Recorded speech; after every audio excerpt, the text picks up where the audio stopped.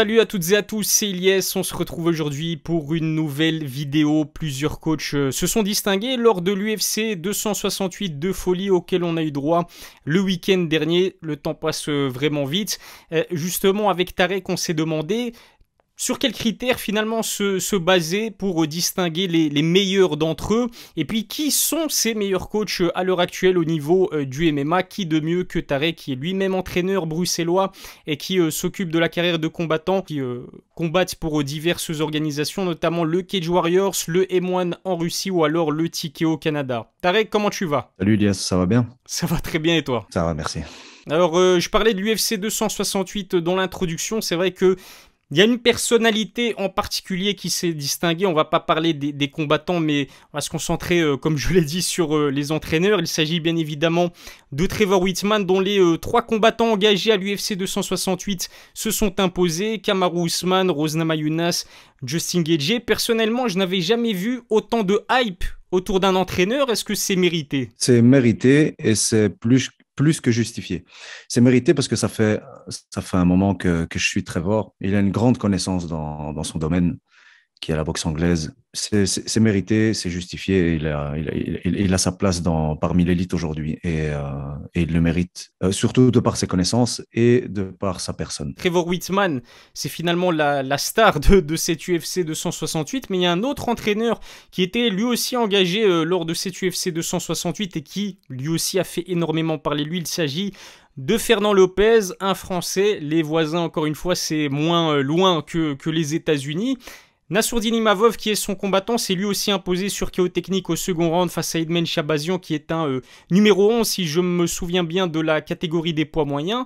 Nassourdine l'a brillamment battu. Après cette victoire, eh bien, on a Ariel Helwani qui a tweeté à propos de Fernand Lopez, incroyable, qu'il l'a d'ailleurs interviewé, c'était hier. Et selon Ariel Helwani, qui est un journaliste référence dans le MMA mondial, eh bien, Fernand Lopez fait lui aussi actuellement partie des meilleurs entraîneurs en ce moment. Est-ce que tu es d'accord avec cette idée-là? Je suis plus que d'accord. Je pense que Fernand, en ce moment, ça fait déjà un moment qu'il s'est démarqué pour moi. Ce qui est bien avec Fernand, c'est qu'il peut s'adapter à plusieurs styles. Ça veut dire qu'on a pu voir des combattants avec des qualités différentes, des poids différents, des attributs physiques différents, des styles différents. Et il a su s'adapter un peu à tout le monde, à tous ces gars, et faire des énormes résultats. De par toute la structure qu'il a mis en place, déjà, pour commencer, je pense que c'est le premier à ma connaissance qui a fait ça en France, donc avec une structure où il y a même des coachs spécifiques, donc en lutte, en boxe anglaise, en préparation physique. Il se démarque à ce niveau-là et il se démarque aussi de par les game plans qu'il arrive à établir avec ces gars et que ces gars arrivent à suivre à la lettre et qui permettent d'avoir des résultats comme on l'a vu le week-end dernier. Selon toi, en tant qu'entraîneur d'ailleurs, quelles sont les qualités requises justement pour faire de quelqu'un un bon coach, un excellent coach? Il est clair qu'il faut impérativement des connaissances. Il y a certaines personnes, et j'ai connu même des combattants qui disaient qu'ils ne pouvaient pas se faire entraîner s'ils n'avaient pas quelqu'un qui avait déjà été dans leur cas, dans leur situation, ou donc, si l'entraîneur n'avait pas lui-même déjà combattu. Je ne suis pas d'accord avec ça, parce que comme on a pu le voir, et pas juste dans les sports de combat, mais dans tout sport confondu, il y a plein d'exemples qui se démarquent et qui faussent cette pensée, comme on a pu le voir avec Cus D'Amato, comme on peut le voir actuellement avec l'entraîneur de Canelo qui n'a que 13 combats en amateur. Comme on peut le voir dans le foot, par exemple, avec Mourinho. Donc, il faut un certain réalisme, c'est clair. Ça dépend vraiment du cerveau de l'entraîneur, en fait. Donc, l'intellect serait pour moi un des aspects majeurs. La pratique, ça se discute. L'expérience de combat, pour moi, c'est pas un facteur du tout. Ce qu'il faut surtout, donc, c'est la connaissance que tu maîtrises ou non, mais que tu vas d'office tester dans le laboratoire pour savoir si ça va fonctionner de manière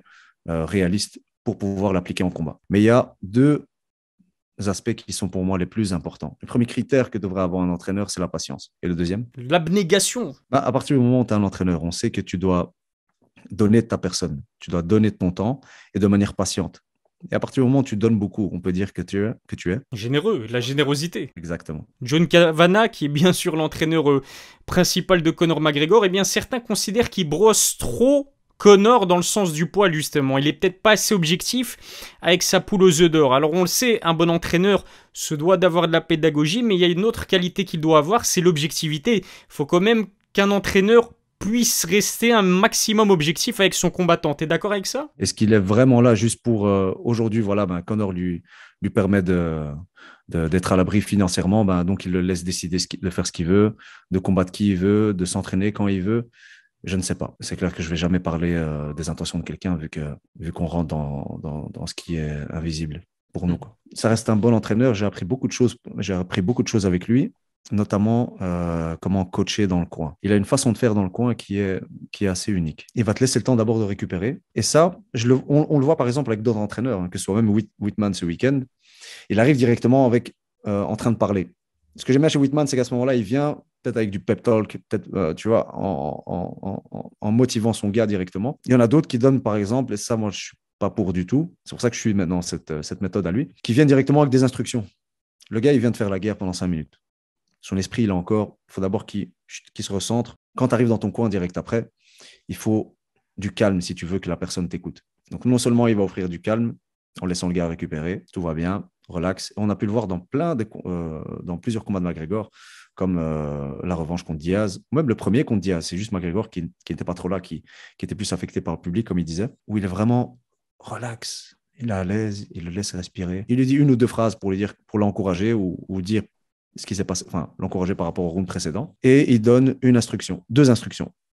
Une instruction offensive et une instruction défensive. Point.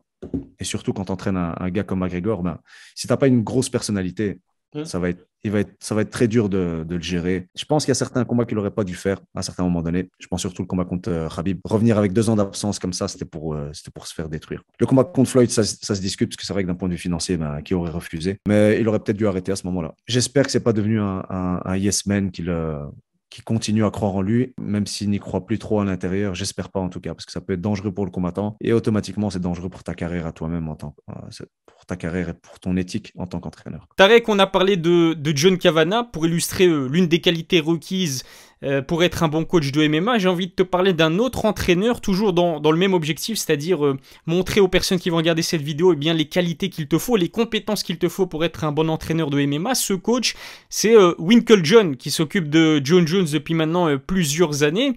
Il a tout simplement interdit l'accès à sa salle à Bones après ces histoires de violence conjugale. Donc c'est du très sérieux dont Bones s'est accusé en ce moment. Un bon coach, il se doit aussi de pouvoir prendre des décisions difficiles finalement pour préserver la cohésion de groupe et pour préserver finalement le bien de son groupe tout simplement. Totalement. Totalement. C'est un des rôles de l'entraîneur. Après, par rapport à la cohésion et de plus avoir peut-être une pomme pourrie dans le groupe ou je ne sais pas quelle influence il avait peut-être sur les autres ou quoi, je peux comprendre. Peut-être qu'il a une pression derrière lui ou alors il l'a fait pour lui donner une leçon. Mais je pense que si tu connais John depuis autant d'années, il y a peut-être d'autres méthodes, il y a peut-être d'autres façons de faire que de lui dire écoute, à partir de maintenant, tu dégages et tu ne remets plus jamais les pieds ici. En espérant que ce soit l'élément déclencheur pour lequel il change et que ça le fasse réfléchir. Tu ne sais pas si c'est la bonne décision ou pas, tu ne connais pas leur relation, tu ne sais pas si c'est que pour ça. Coach Winkle John s'est exprimé sur cette situation auprès de Ariel Helwani dans son émission MMA Hour. En fait, il dit quoi? Il dit que il pouvait pas regarder ses autres combattants dans les yeux en sachant qu'il permet à Jon Jones qui a, donc ça doit encore être jugé, mais qui aurait tabassé son épouse après avoir été sous influence de l'alcool. Il s'est dit, franchement, c'est impossible, je peux pas le garder après toutes ces casseroles, donc j'attends qu'il remette de l'ordre dans sa vie, et ensuite, s'il est clean, il pourra revenir s'entraîner. Donc c'est pas à tout jamais qu'il lui prive de l'accès à la salle. Mais j'espère qu'il ne le laisse pas totalement de côté. Là, il nous manque juste la relation de Mike et de John dans les autres situations. Comment ils ont échangé à ce moment-là? Comment John a réagi par rapport à Mike? Tu vois, quand c'est ton entraîneur, généralement, t'as pas envie qu'il soit déçu de toi, t'as pas envie même personnellement, t'as pas envie de donner une mauvaise image, t'as pas envie en tout cas, pour donner une leçon, ça peut être bien. Et dans la situation dans laquelle il est, il a besoin de plus que ça, quoi. Comment tu t'y prends tout simplement pour gérer les personnalités de tes combattants et les égos aussi? Ça aussi, c'est compliqué dans un vestiaire, dans une salle, en sachant que c'est des compétiteurs quand même. Il y a plusieurs méthodes. La première, c'est je dirais que ça serait toujours être réaliste avec son combattant. Quand c'est bien, c'est bien.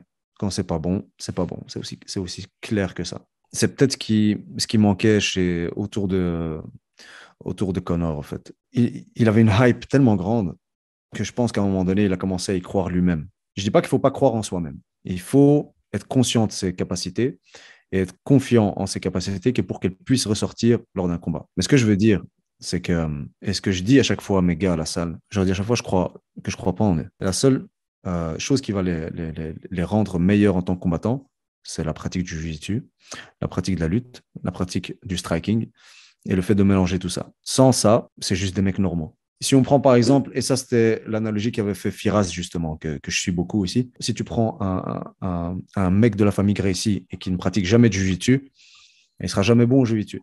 C'est pas parce que tu t'appelles Gracie qu'automatiquement tu es bon en BJJ. Pareil pour un Thaïlandais, si tu le prends et que tu le ramènes ici en Europe et que toute sa vie, ben, il rentre jamais dans un camp, il ne saura jamais envoyer un kick. Je crois à aucun d'entre eux. Je crois juste au travail. Et c'est pour ça que justement, il a eu un des meilleurs combattants de tous les temps, en tout cas, ben, c'était GSP. Parce que GSP, justement, il avait cette éthique de travail réaliste qui mettait son ego de côté. Il avait cette éthique de travail et il avait l'intelligence qui allait avec.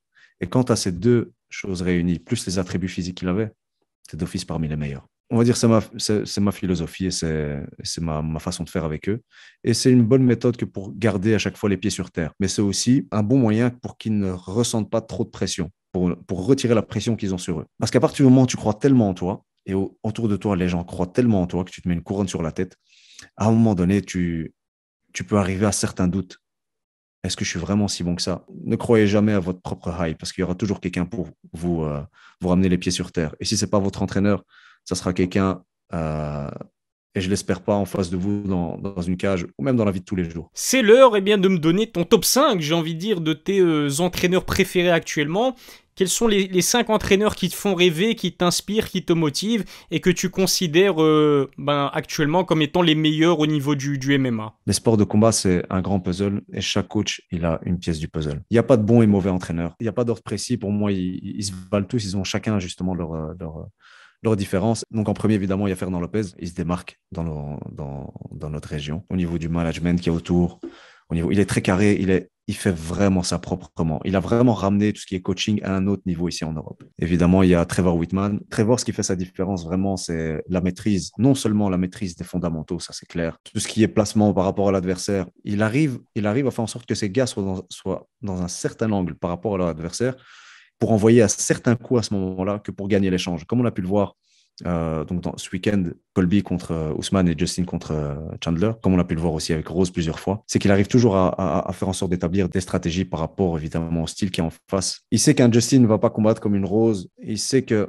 ils ont tous une personnalité différente, un physique différent, des attributs différents. Donc, il ne va pas le faire boxer de la même manière. Le troisième, c'est Eugène Berman. Pour ceux qui ne le connaissent pas, c'est l'entraîneur de Volkanovski, d'Israël Adesanya, de Dan Hooker, rien que. Je dirais même pas qu'il est sous-estimé, je dirais qu'il est inconnu. Il est tellement dans l'ombre et je respecte tellement ça de savoir rester à sa place. Mais Eugène Berman, là où il fait la différence, c'est dans son jeu. Il a un pied-point, c'est ce que j'appelle le pied-point fluide et pas rigide, statique. Ça bouge, ça feinte, ça crée des ouvertures, même en dehors du MMA. Ce qui fait la différence entre un bon boxeur et un excellent boxeur, c'est les feintes, le jeu de feinte. En quatrième, évidemment, j'ai mis Javier Mendez. C'est pour moi la salle des champions.